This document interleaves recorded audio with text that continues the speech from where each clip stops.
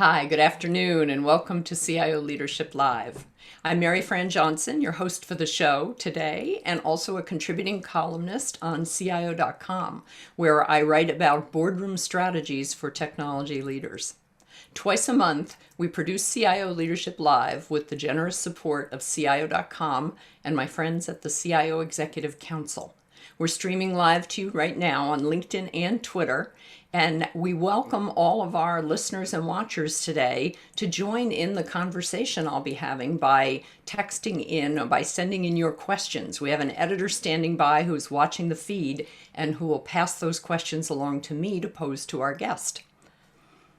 So let me introduce our guest today is Justin Kershaw, who is the Corporate Vice President and CIO at Cargill.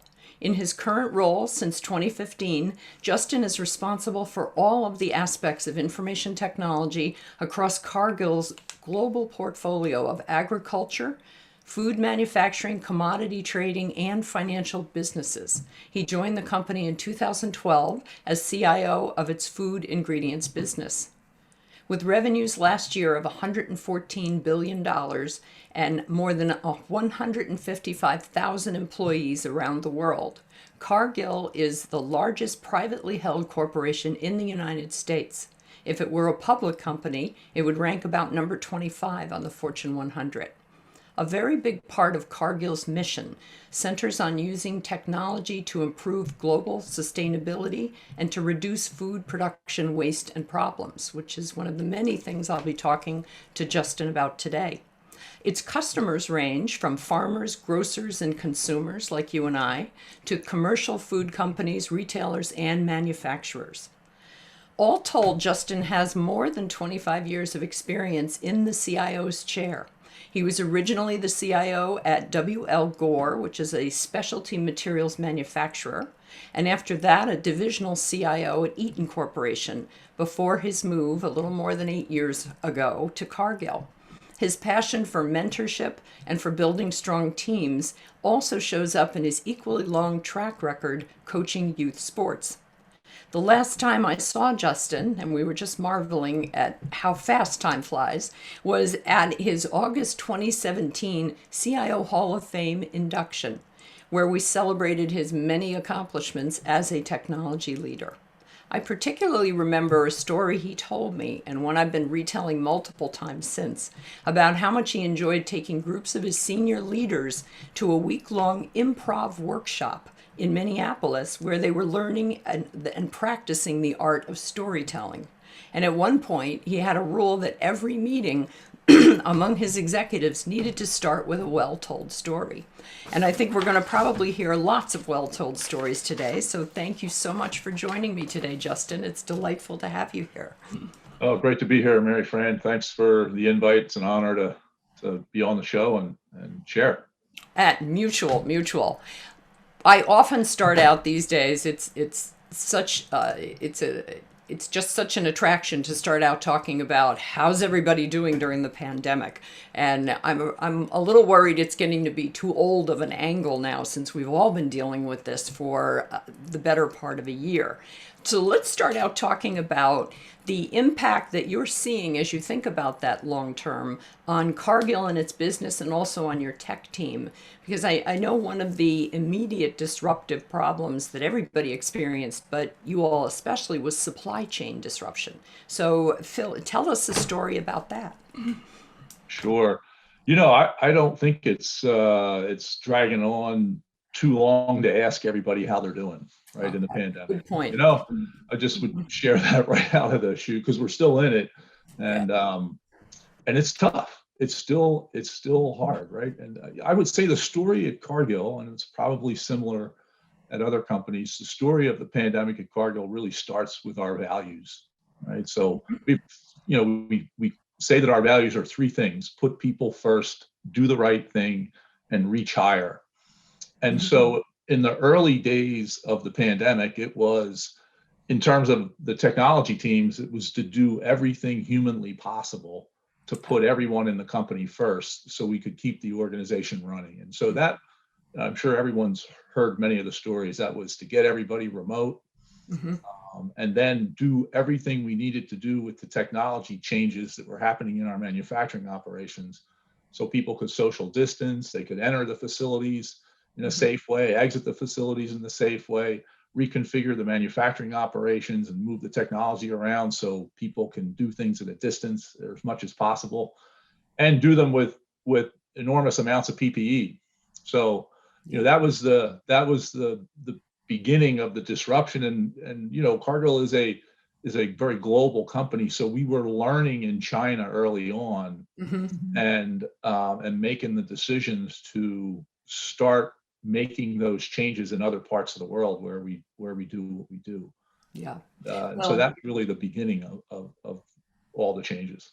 Well, and at one point when we were talking, you said that this is really the penultimate example of the physical meeting the digital, and the speed of change and adaptation that people, as you mentioned, at most companies were able to do, has been, I think, an amazing story about technology and about the way CIOs have stepped up with this. Did you have a similar experience where technologies like video conferencing that you thought might take 2 years to roll out and convince everybody took a matter of like 2 days?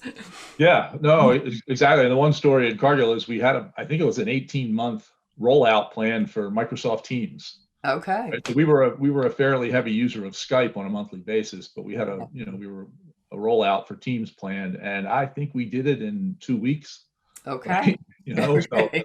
and we went from we've transitioned to about 100 million minutes a month of video conferencing using Hmm. Microsoft Teams. And we still use a little bit of Skype, but Skype went from 27, 28 million a month. Now it's down to much smaller numbers, and Teams is in the 90 million plus, approaching 100 million minutes a month. So it's been a it's been a huge Hmm. change, right? And we do things remotely today. We would have thought, no, you would never Yeah. try that No, pre-pandemic, nobody will be willing to do that. right? You thought. Like a large manufacturing ERP implementation over a multi-billion-dollar business done completely Mhm. remote. You know, that's Yeah. that's we would have never thought of that in the past, and now it's a reality. Well, and you can imagine as a CIO if you were to waltz in and propose that during a board of directors meeting. Right. The first thing they would say was like, somebody get Justin a chair and he needs a cold cloth for his head. Right. So, Right. and I think we may have just broken a record. We already have a question from our watching and listening audience, and it's a good one. How does existing employee reskilling and learning fit into the recovery process? And that, I think, is the future of work, return to work kind of question that most CIOs are spending a lot of time thinking about these days. So, what do you think about that? Existing employee reskilling and retraining. Well, in the remote mode, you have, I think, more of an opportunity, more time, maybe to take online training. Yes. And so we've taken a Catalyst was the name of the training. It was executive level digital business leadership training that we Hmm. 2 years ago, 3 years ago now, we rolled across the top 300 executives in Cargill. We've now moved that to an online training, and we're driving that down through the company and across the company. So we up our quotient of knowledge on how to lead and create and innovate digital in our businesses, and it's starting to pay off. Yes. So that's one good example of I would say, I don't know that that's reskilling, but that's adding skill and it's adding capability to the leadership, Mhm. and the folks that operate in our supply chains, and all the way out to our commercial relationships with our customers.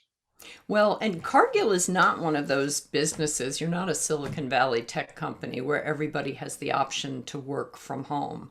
So talk a little bit about how that balance is working out now that we're so far into it. I know that there are some things where you simply have to be there. You mentioned the PPE, the personal protective equipment and things. So talk a little bit about where you are with kind of that mix.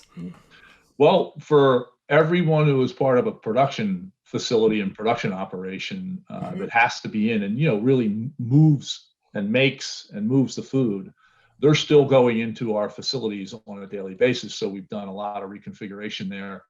And all the safety protocols have been added, and the PPE and all that, as I mentioned earlier. And everyone who's really information workers like myself and our teams, we're still primarily remote. Now, in other parts of the world, like Asia, we have had some folks go back to the office. But we've made the purchases and implemented the solutions that have allowed for more and more sophisticated work in a remote mode. So I mean, one story I would give you is we run a fairly large commodity trading operation, and there's a lot of sophisticated technology that traders use, a lot of analytics, multiple screens, all that. Well, we moved that to remote, and traders continue to trade around the world and do it quite successfully. We would have never thought those are teams that were always co-located in trading centers and operations.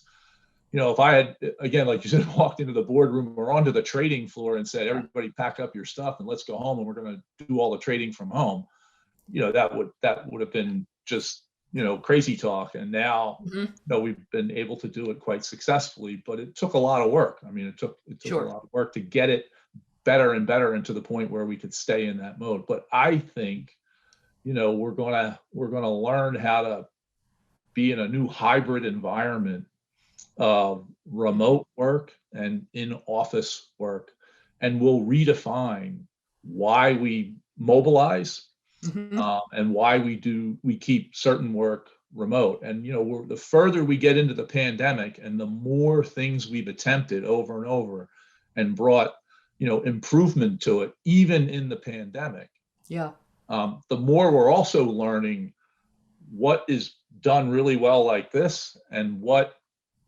would probably be better if we could mobilize and get together for certain things, right? I mean, so I think we're beginning to figure that out, right? And some of the really complicated technical things we do, having people be able to get together and whiteboard it out and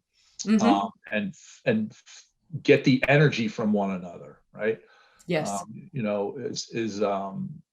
Is important. And even in our cyber command center, which we have a sophisticated command center, when we're responding to certain things, I was just on a call this week with our lead there and our CISO talking about, there's just some things, if they're larger or more complicated, it's better to get together and try and solve them faster, and those types of things. Yeah. Well, now I've heard when I ask other CIOs about the emerging technologies front and the tools that they wish they had right now, I hear a lot about digital whiteboarding and about how, as a technology, it feels as clunky to people as having to use a landline in your house. That's one area where we could definitely use better, because that ability to, that energy and innovation communication thing that you have when you're in a room with people.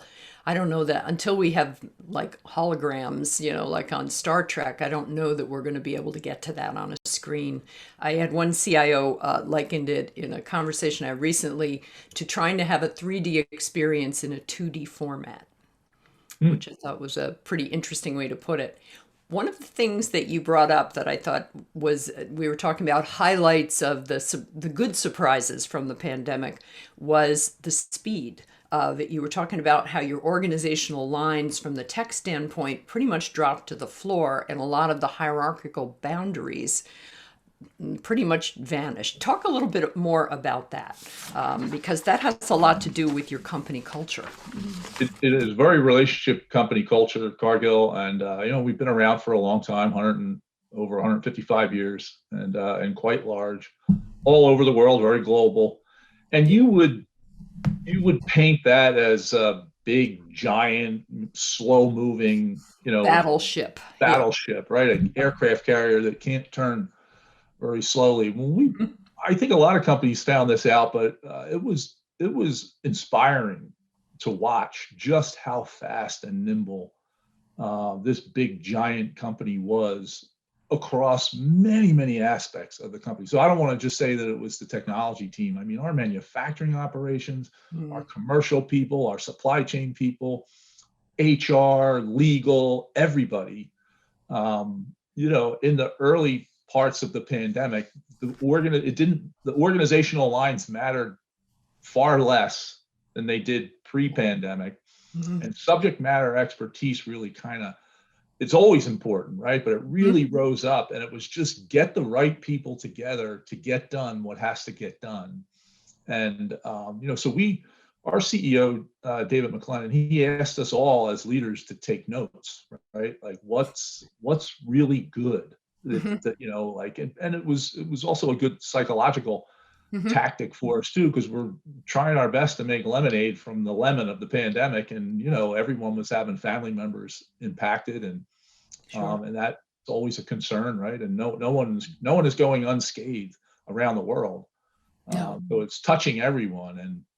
And so trying to write down the good of it and carry it forward and make sure as we do more and more like this over time, we take notes and do our best to keep the best of what we've learned how to do differently in the pandemic. We've certainly done that in the technology teams.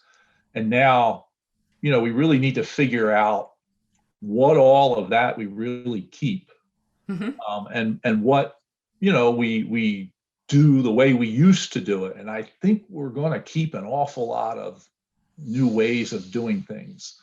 Well, as we go forward. Yeah, that's a great point, and it actually plays into, and I have to thank our listeners who have joined us and are watching, because they're sending in some awesome questions.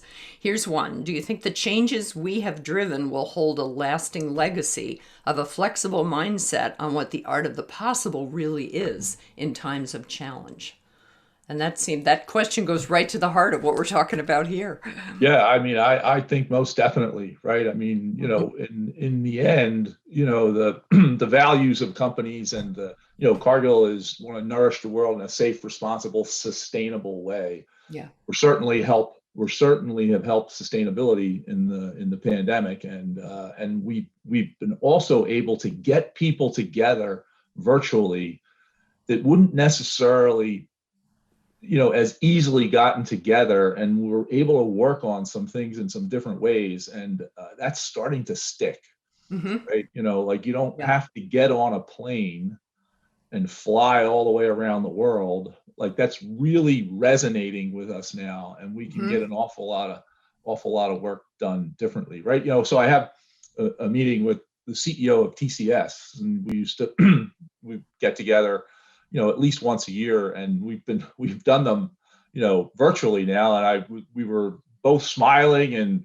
we were fresh because we just arranged the hours. No one got on a plane and flew all the way around the world, and we actually had better meeting, right? Yes. And I can reach out to the executives of our partnerships and have discussions. Do I miss some of the face-to-face? Sure.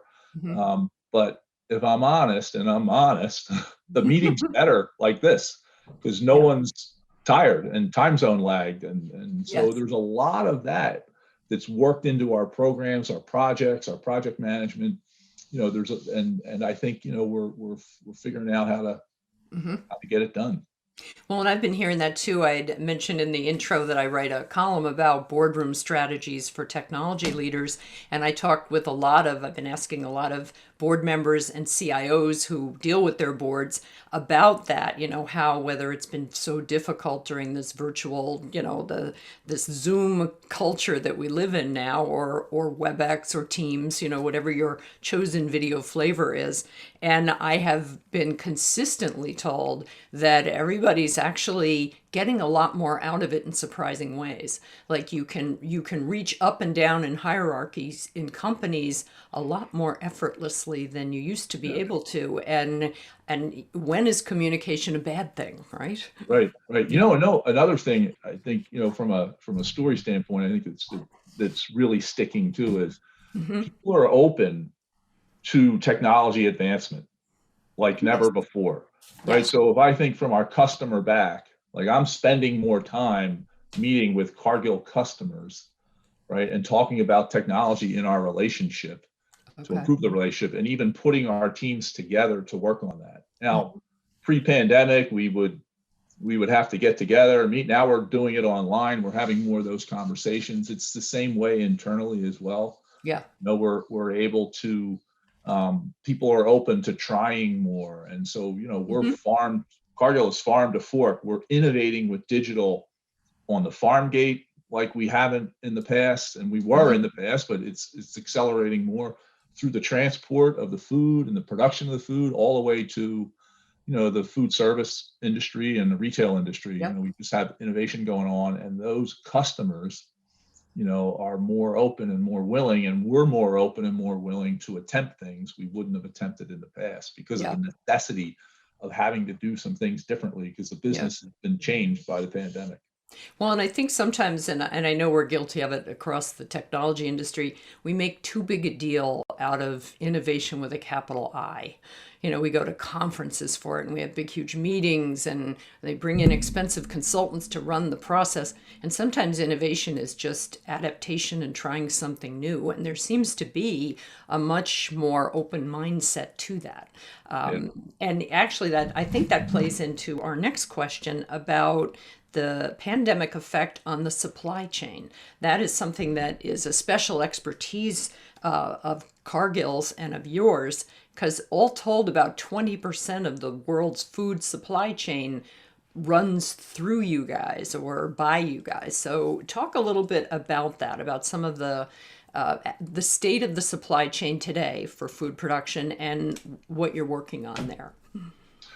Well, just real quick, back to your last point, what we would say in Cargill about that innovation, particularly in the technology organization, is the aggregation of marginal gain, right? So get a little bit better and a little bit better, and bring innovation to it to get a little better, a little better, a little better, and keep doing it. And so that's how we think about that. Okay. The supply chain is more stable today than it was in the beginning at the start of the pandemic. So if you can imagine, people buying as they could, right? As they went home, all kinds of shelf stable food, which had a certain level of demand pre-pandemic, that food source went way up. That food type went way up. So because people were going to cook at home, right? So, and the restaurant, they were going to bake their own bread, by God. There's all kinds of food being consumed in the home now in volumes that haven't been in the past, because and then the other part is it wasn't being consumed at restaurants, so that demand just went off a cliff.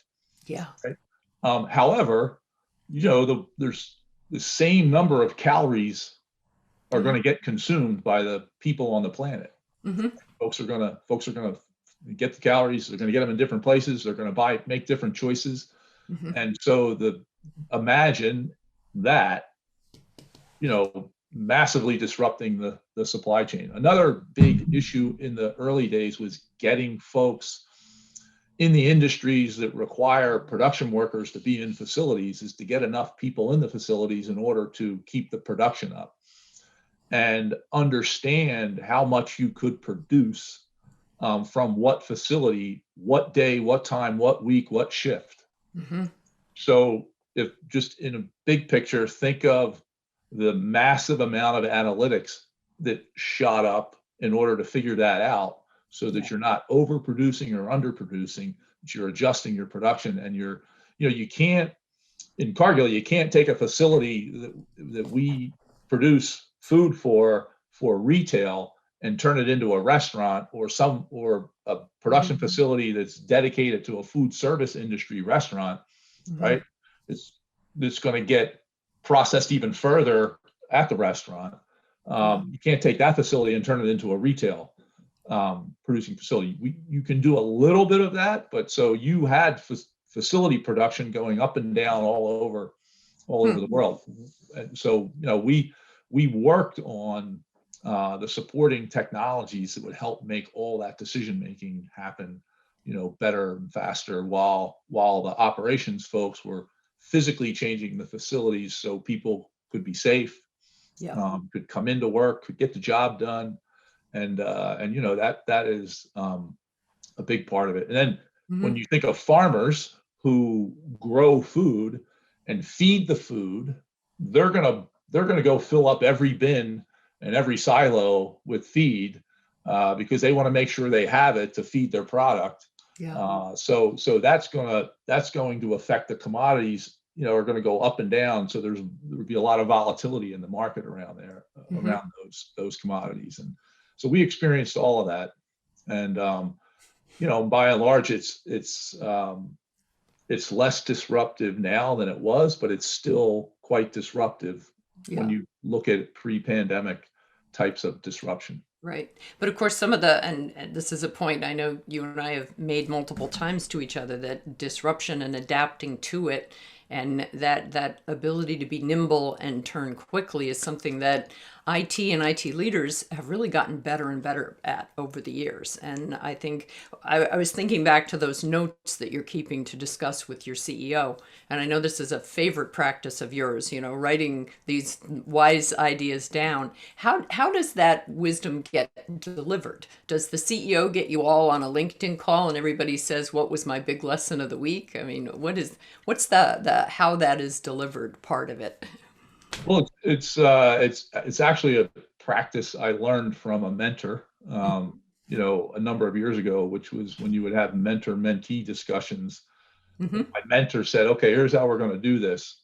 Every time you come and visit, all right, I'm going to ask you, what have you learned since the last time we visited?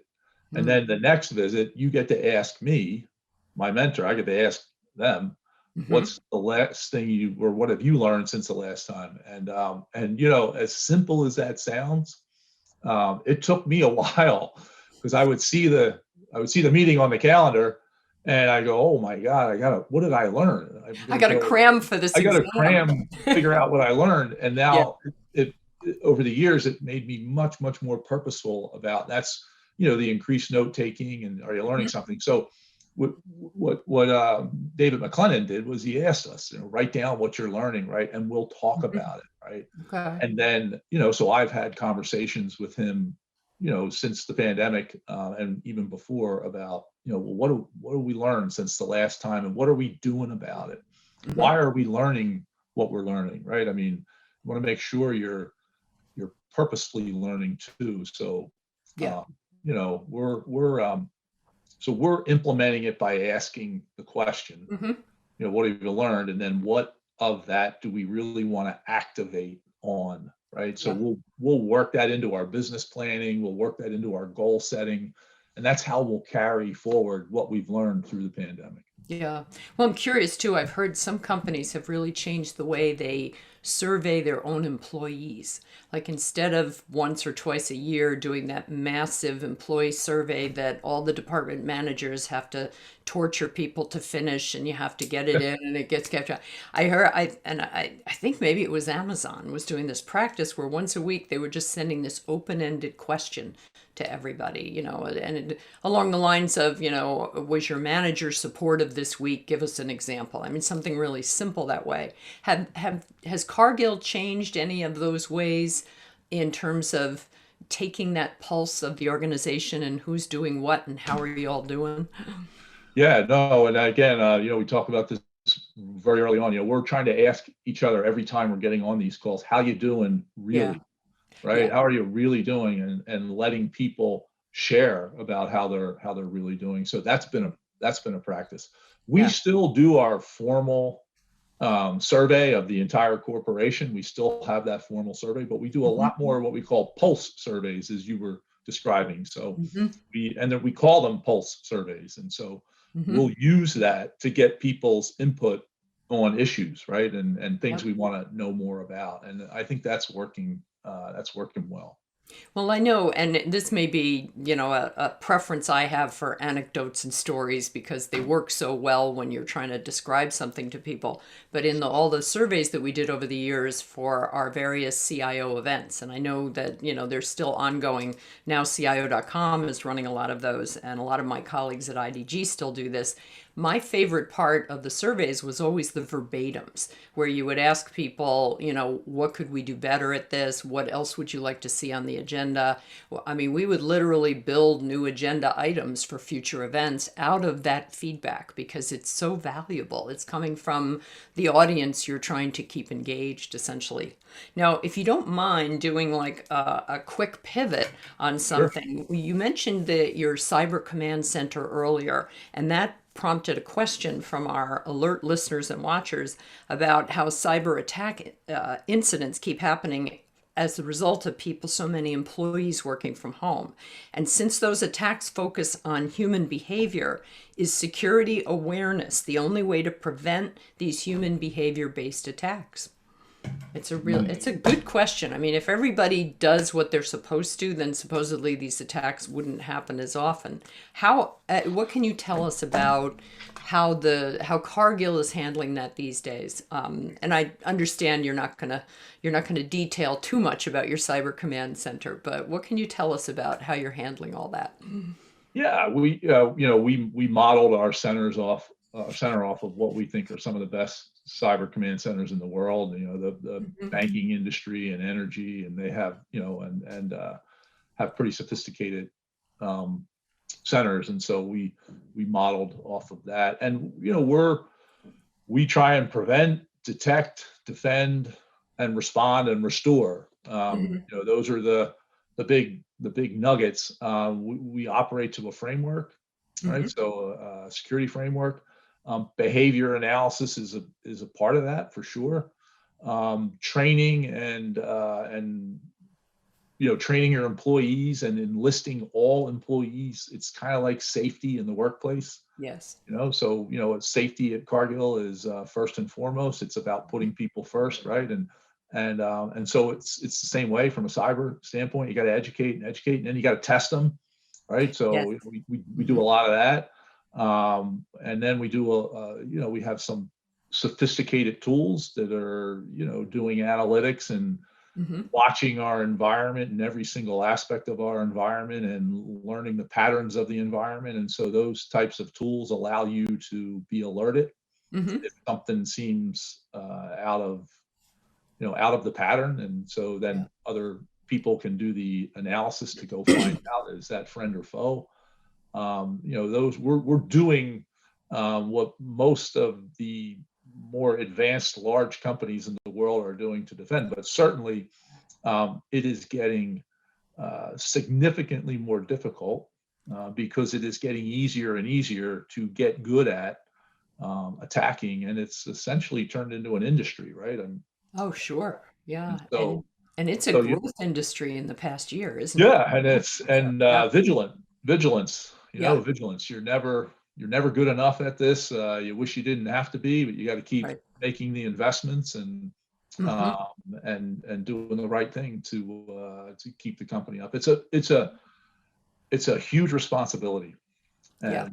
and it's a big part of the job and the time Yeah. put in to keep the corporation running essentially. Yeah. Well, and I know you've been quoted saying in the past that if the technology organization is run right, it should be the primary driver of change in a company. But it's also the primary driver of keeping everything going. All that keeping the lights on and the foundation stuff there. I think people forget about that when they start talking about more lofty strategic leadership goals, that this is all with the assumption that the foundation is very strong and secure.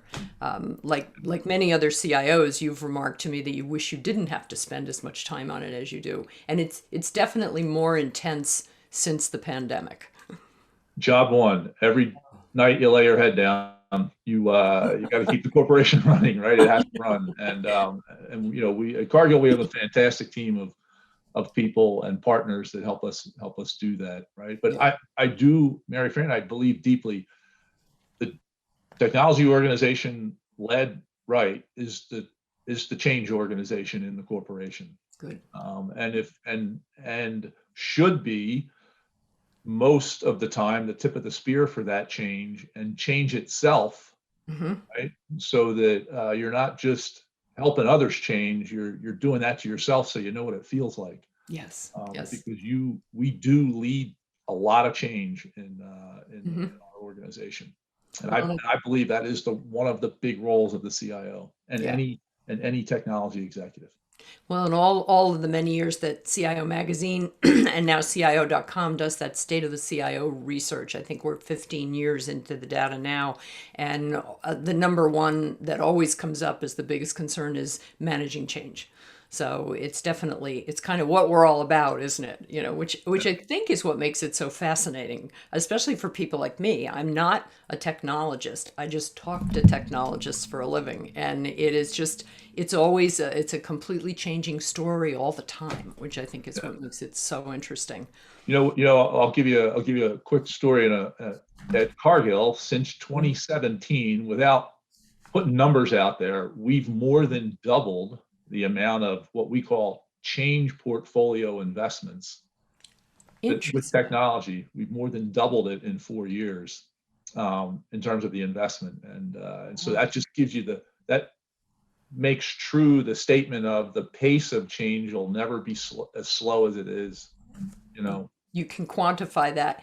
you can Can, quantify it. Yeah. can you pluck something off that list that gives us an example of what a change portfolio, what did you call it? A change? Well, the way we organize our financially is, we call running the corporation. So operating the corporation, Yeah. running everything from the command centers, the life cycle, to all the systems that we have all over the world, a very, very large environment, and that we call that run, right? And Yep. so we use a lot of third parties in that environment, Hmm. or in that area of spend. And then the second big area we call change. So those are all our programs, multi-year programs and projects uh, Hmm. that require technology investment, and are changing processes, putting in new capability. So we are doing that from the farm all the way to your fork. If you think Hmm. about the entire supply chain, we have investment after investment to either improve the way our operations work to make the food, right? So you'll hear me talk about blockchain and distributed ledger, and you'll also hear us say you can't eat a blockchain; somebody has to make the food, right? So all those investments, Hmm. are what we call change, and it affects how people do their job and get work done, Hmm. so that level of investment in Cargill has more than doubled in the last 4 years, which means we have a lot of that work, that change work, more Yeah, than ever in the history of the company, in flight right now as I sit here and talk to you, that's right? cool. So Since you brought up my favorite topic, blockchain, as I was explaining before we got on this call, for the last couple of years, I've been, every time I get on a call with the CIO, I'd say we start talking about emerging technologies and big data and AI and all that other stuff. And then I say, what about blockchain? Because I was always looking for case studies and use case studies that I could put on stage or on a virtual stage. And it delights me to no end that you've got a great blockchain story to tell, but it's distributed ledger technology. So fill us all in on that. I know that Cargill's, the last couple of years, you've been making news with the various things you've been doing, and that there's a hypergrid blockchain open source standard that you are also a very key player in. So sketch that out for us. sure. So we believe that there are a couple of significant technology capabilities that are going to have tremendous impact, transformational impact across Hmm. agriculture and food. One of those is computer vision and AI. Hmm. Another would what we call distributed ledger technology, and which is AKA also known as blockchain. We're also a little bit skeptical about blockchain as well, but we're not skeptical about distributed ledger technology, so to speak. Hmm. We believe multiplayers sharing transactions, or transactions being recorded across a ledger of multiple parties, is going to have transformational change to traceability and transparency of ag and food. We haven't figured it all out yet, but we have implemented. So we have a honeysuckle white turkey brand, and we implemented a very simple distributed ledger to the farm all the way to the grocery store, where someone would have all the traceable information or a lot of the traceable information about that product through a mobile application off of an identification on the bird. And we did that because we wanted to learn. Yeah. We're also building and contributing to the Hyperledger Grid, distributed ledger technology, or a blockchain open source group that is building out different types of distributed ledger. And so Cargill, we've been contributing our own engineering and the engineering that we're developing with others into that open source community.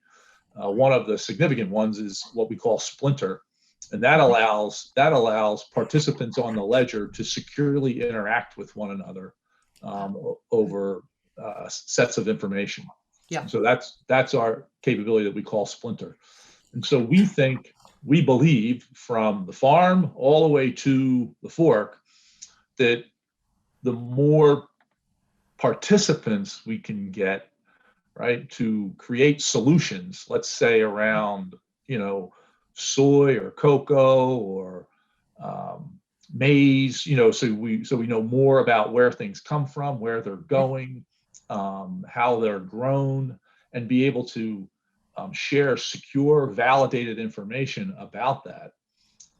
We think distributed ledger technology will be a big part of that, right? So in the supply chain, also between us and our customers, when you think about it, we'll have multi-billion-dollar relationships with certain customers, and so the administrative costs and the waste associated with that, that ledger technology will, as an architectural underpinning, has the opportunity, we believe, to make those relationships more and more efficient, contributing to more sustainable solutions in real time versus, let's say, EDI or point to point. So this is why we've been making these investments and beginning to bring them to our customers, right, and eventually maybe all the way to consumers.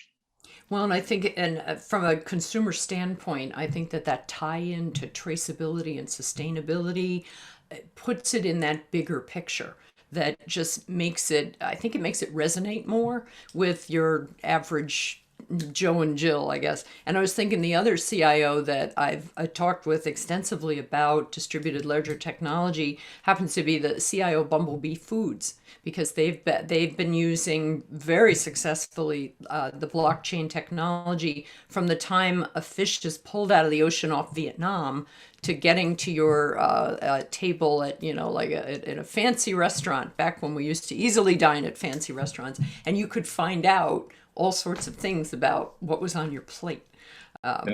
It seems like such a fun thing to know. We may have information overload on that at a certain point, but once you get into that sort of thing, especially if you have food allergies and sensitivities, it's great information to have. But I'm so biased on that because I always think that more information is better. So I have a weakness that way. Now, one of the things I always ask my guests about is whether their strategic technology priorities has anything shifted up or down on your particular list. And when I asked you this question, we were getting ready for this interview, the first thing you started talking about was your talent. Yeah. I'll answer talent, over and over. We're obviously making the shift. If I think about the question, I would say maybe it's three things, right? It's the tech trends, right? So you're obviously, data, right? Computer vision, AI, machine learning, intelligent automation, distributed ledger, IoT. These things were involved in all of those trends. And then it's number two would be the ways of working. Okay. And our mindset. Our mindset now is more and more product, right? Platform and services versus infrastructure applications, Hmm. networking, data center, right? We're really thinking about the stack together in platform and services and a product mindset to build products that run on those platforms and deliver a service, Yeah. right? Even across our entire company. Hmm. And also taking that out into the industry as well. So that would be the ways of working, number two. And then the third would be, we spent a lot of time talking about it earlier. It's like security, security, security, security, right? And bringing the new technologies into security, like AI, machine learning, all those things are important in the securing of the industry and the food supply and the company. Yeah. So those are the the big blocks of Right. things that we're working on. And so across those three, it's talent, right? And it's more and more engineering talent, developer talent, but like the talent to implement the big enterprise solutions, Hmm. we have that talent.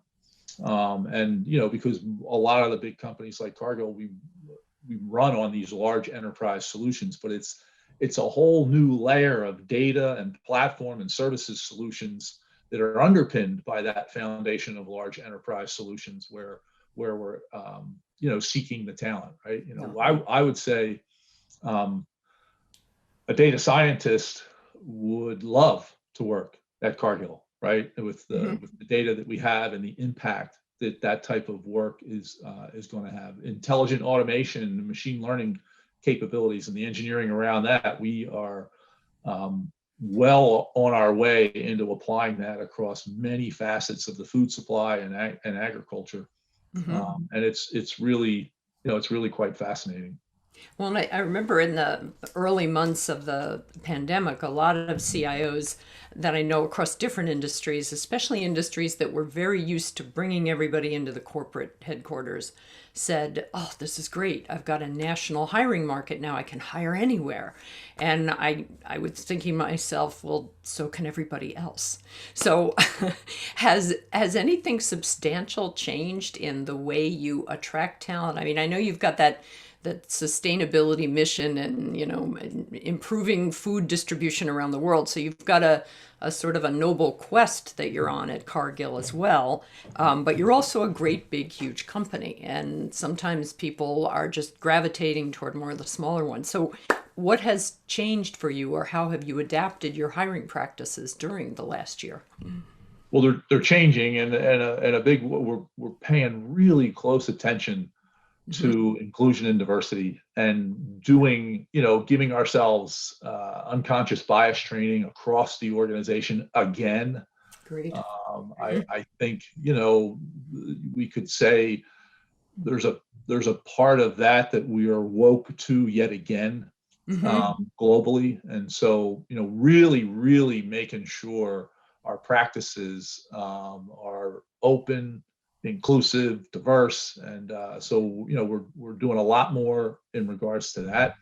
Hmm. We're speaking and telling our story in the world more, right? So I mean, I'm Hmm. here today, but we're trying to share more of the Cargill story because we believe that some of the top technology talent, the more they know about what we do and what we really do and the impact that they can have on some critical problems for the world, Hmm. um, they're going to want to come here and take up, the opportunity to have an impact on Yeah. that. And yes, I don't think we've adapted to this yet, but I think it's beginning.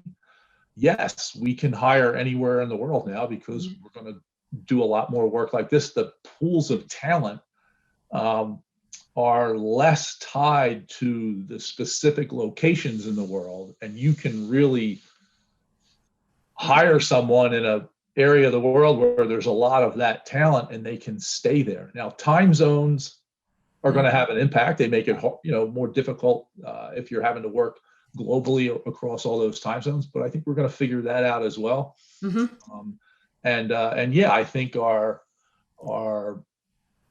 the pool from which we can attract talent is, and it's like this for everybody, is gone up, and that's a good thing, Yeah. right? That's a good thing, and to really focus on the being inclusive and diverse and trying to bring talent in is a really, really big focus for us Yeah. across the entire corporation. Now you mentioned data scientists. Do you have any like top hiring categories that you're just always on the hunt? Has something come further up the list now? Well, for my teams, Hmm.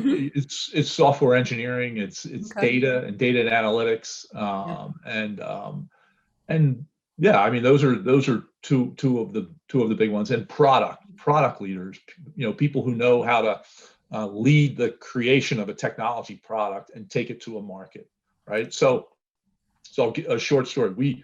We shrimp farming. Cargill is big into feeding, and creating feed and health and nutrition for shrimp farm and their product. And Yeah. shrimp is going to be a more and more critical supply of protein for the world as the population goes to 9 billion or 10 billion by Mhm. 2050, excuse me. And so shrimp is a warm water species, and Hmm.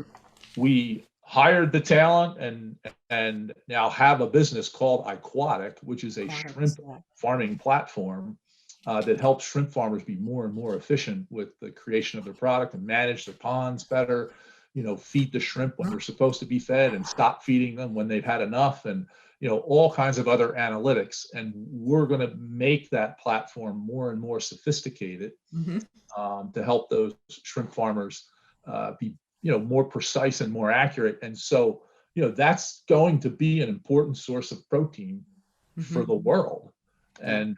And there will be analytics, more software engineering, product management, AI Hmm.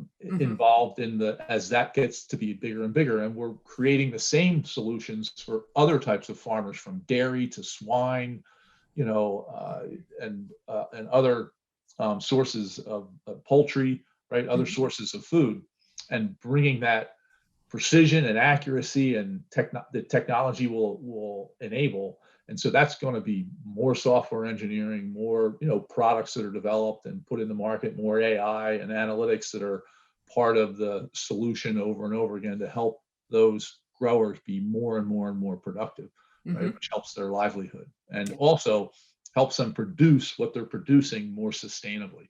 Like, so like, I get excited talking about this. Like, I that's cool know. stuff, right? Go That is with it. that is Yeah, that's absolutely. cool stuff. And very necessary, right? Hmm. Very, very, very necessary. Well, and let's, while we're on that whole topic of food production, let's talk about like the food, the overage and the waste problem, because I know that's another great button to push with you, because you've got lots of mission-based stories around that. Tell us about that.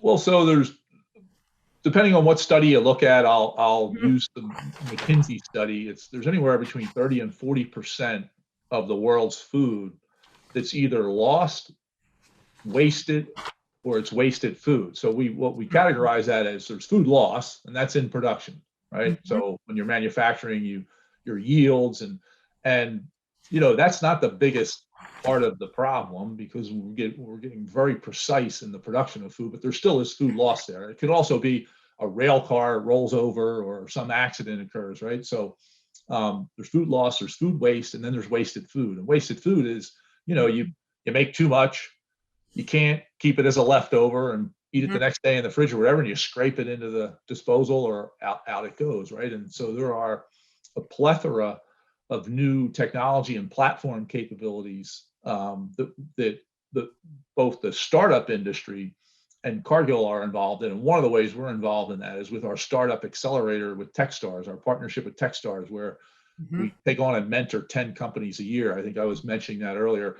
There's Mhm. money going into that, right? And then there's another unique place where money is going into, and that is what we call the problem of overages, shortages, and damages of food, which is part of the 30 to 40%. McKinsey also states that that's about a $15 billion a year problem, Wow. right? 15 billion a year, overages, shortages, and damages, right? And Mhm. we're pretty sure technology innovation and platform and services and analytics, right, are going to have an impact on lowering that that's cost, it's wasted, right? I mean, and we'll be able to bring precision and accuracy and much, much more efficiency, which yet again will have a impact on sustainability, right? So this is, nourish the world, safe, responsible, sustainable way. This is our aspiration, and we're putting our money towards it and our technology talent towards it to make those problems less of a problem. And the participants of that will benefit as well. Yeah, yeah. Well, I'm thinking in these last few minutes, let's wrap up with some of the Justin Kershaw wisdom from those 25 years in the CIO chair, Hall of Famer. I know you mentioned the Aquatics. I know that was a CIO 100 Innovation Award winner, I think probably 2 years ago. And we've talked a little bit about the accountability, keeping kind of that mentoring you got from one of your CEOs, but the coaching, the ability to elevate the team around you. Leave us with a few thoughts on the mentoring and coaching aspects of the way you work as a CIO, and maybe something you'd like to see all of your fellow CIOs doing as well. Well, coaching it's a passion, and I do not do it to this day, but I did do it throughout my career for many years, from basketball to rowing, and at high school and junior levels, and I found it, from a career standpoint, a safe way to develop my leadership skill set. Yeah. One, to think like a coach, right? So there's lots of books you can read on that, because it's not what you say when you're the coach, it's what you do, right? And and so it's how you present yourself. It's your strategy, and you have to have one. You have to be able to explain it. So explaining it to a young person, I found quite challenging, because you can't make it too sophisticated, right? And then you have to break it down into goals and objectives, and a culture, right? Every team, whether it's a football team or soccer team or basketball or rowing or track, or an orchestra, or a band, you have a culture, and it's a really, really important piece that we sometimes don't pay enough attention to when we're executives, and and so I would say to everyone, read about great coaching, read about great coaches. There's all different kinds of styles, right? And think about bringing that into the profession, because the other thing a coach does that we often back away from, to win, you have to risk. You have to take risks, and no great coach ever runs out onto the field and executes the play. Right? Your players have to do that. So your ability to have that culture, create that culture, set those goals, inspire them, and then let them go and do it, right? And take some risks with people. That to me, that advances our profession, right? I mean, it's an honor to do this job, and it's an honor, I think, in these days to be in this profession. It really is. We got to not forget that, right? These are really, truly are incredible times, and we get to do, and I get to do some things I never dreamed I would be up to. But I would say the more we can bring that coaching mindset and those things I talked about, the more you'll advance people, and you'll advance the profession and what we're able to accomplish. Great answer. Thank you so much for this. And I have to add to that list of honors that it's really an honor to have you on here today and talking about all of this on our Leadership Live show. So thank you for making the time for this, Justin. It's been great catching up. And as I said, you'll probably have a whole bunch of people that are going to be trailing after you now on LinkedIn and wanting to become part of your network. Okay, well, thank you. And thanks to the whole production team who helped, pull this together. Yes. They do a wonderful job. If you joined us late here today, don't worry. You can watch the full episode later today right here on LinkedIn, but also on CIO.com or YouTube. CIO Leadership Live is also available as an audio podcast wherever you get your podcasts.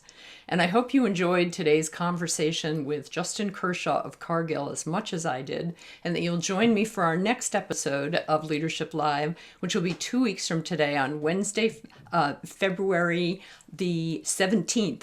And I'll be joined by Lukman Faisal, who is the CIO of New Jersey Transit Corp., which is the third largest transit system in the United States. Please take a moment before you leave us to subscribe to our YouTube channel, which is called IDG Tech Talk, where you can find all the previous episodes of CIO Leadership Live. And thanks again to my CIO friends at CIO.com and also to our CIO Executive Council for your ongoing support of the show.